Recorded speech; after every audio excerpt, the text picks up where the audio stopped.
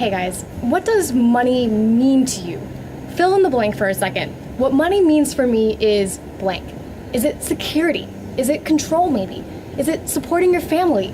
Maybe just about leading a comfortable life? Money means freedom to me. It means the ability to create my own path instead of having my future dictated by a narrow set of options. And I didn't used to think about my money like this, but when I shifted my mindsets around budgeting, I realized I could truly design a lifestyle filled with personal freedom. And now Demir and I create our own set of rules for how we manage our money. And it's enabled us to live an independent lifestyle in different countries around the world, all the while making more and saving much more than we ever have before, but without, pinching pennies or giving up all the things that we truly love spending money on. And today I'm going to be sharing how to change your mindsets around budgeting and create a personal finance system that you actually love.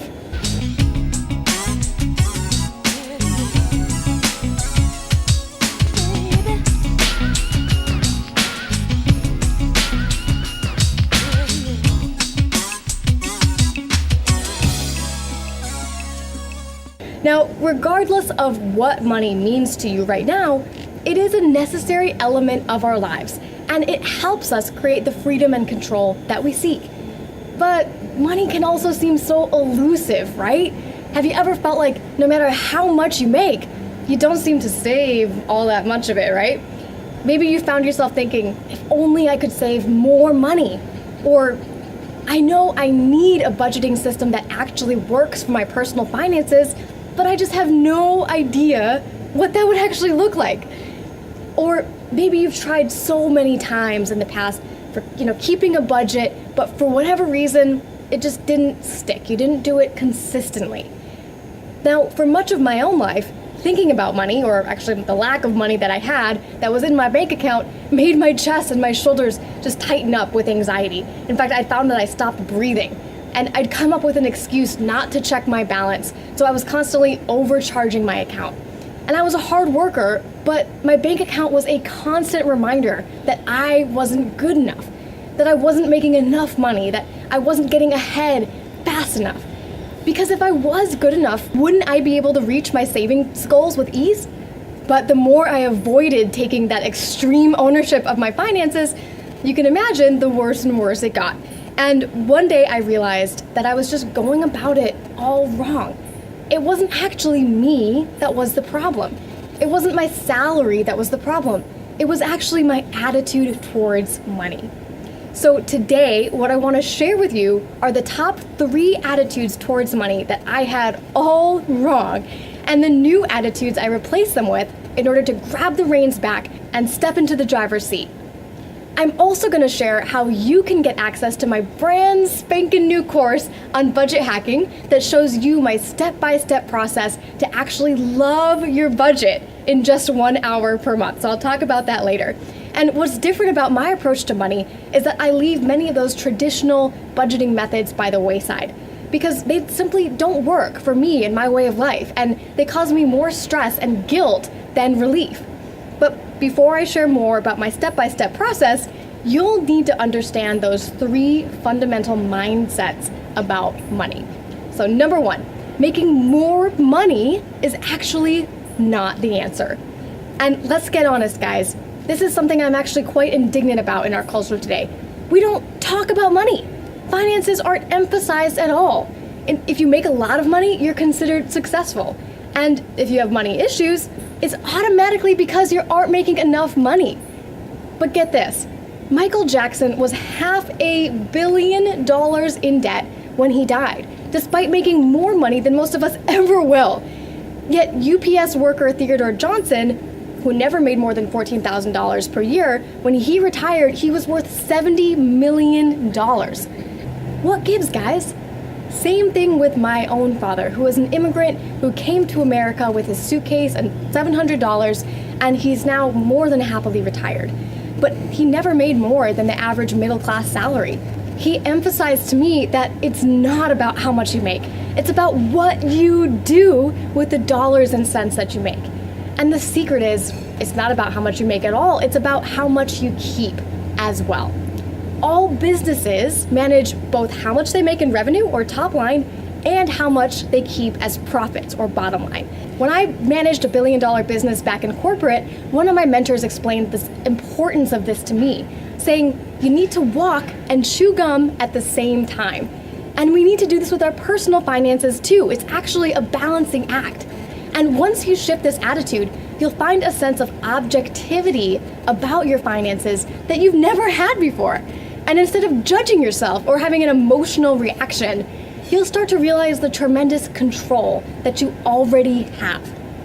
So in order to control your money, it's actually about managing your top and your bottom line, much like a business would do. All right, mindset number 2, stop asking, can I afford this? So what? Did I really just say that? How is that a mindset shift here? So let me back up and explain a little bit. Most people think that budgeting is about scarcity, spending less on the things that you love and suffering and feeling annoyed and guilty about not having the things that you actually want. But it's actually about making sure that everything we buy has a return on investment. Return on investment means how much joy or happiness or utility that purchase will bring to us.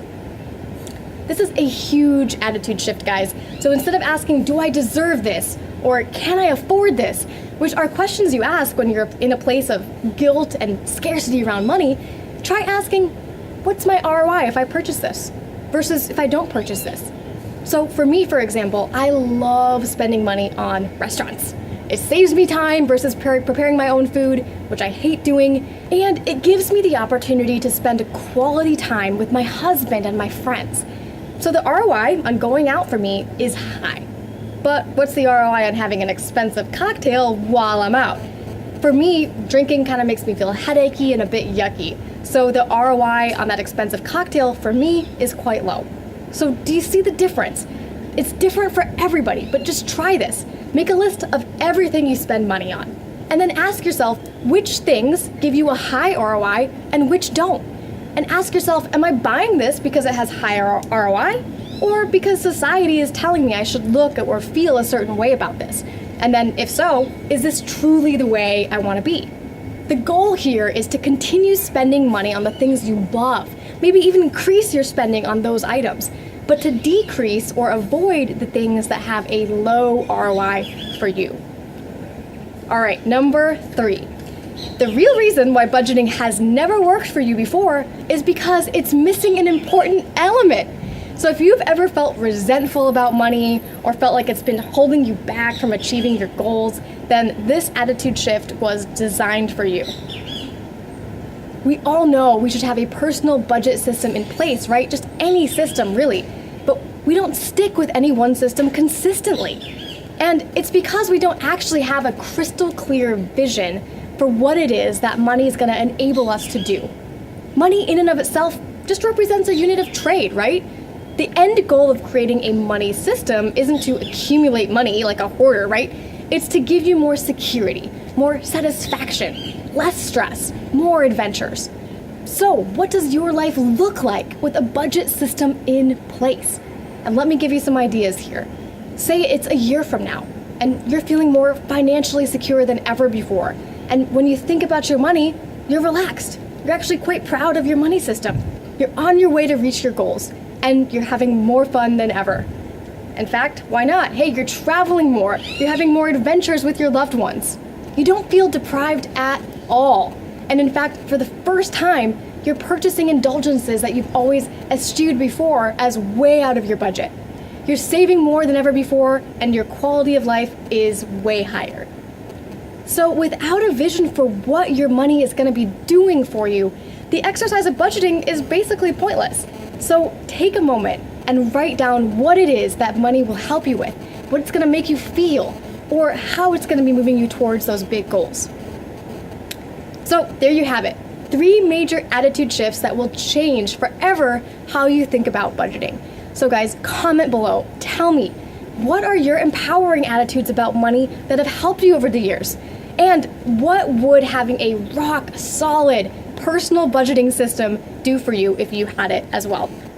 And if you're ready to turn over a new leaf on your budget and finally get that control and that power back in your personal finances, then I'm gonna have a link below to my brand spanking new course on budget hacking. And like I said, guys, this course is unlike any other budget program out there. And in it, I show you my step-by-step process to love your budget in just 1 hour per month. So all the details and all the info on how to participate are on the next page. See you in the comments, guys.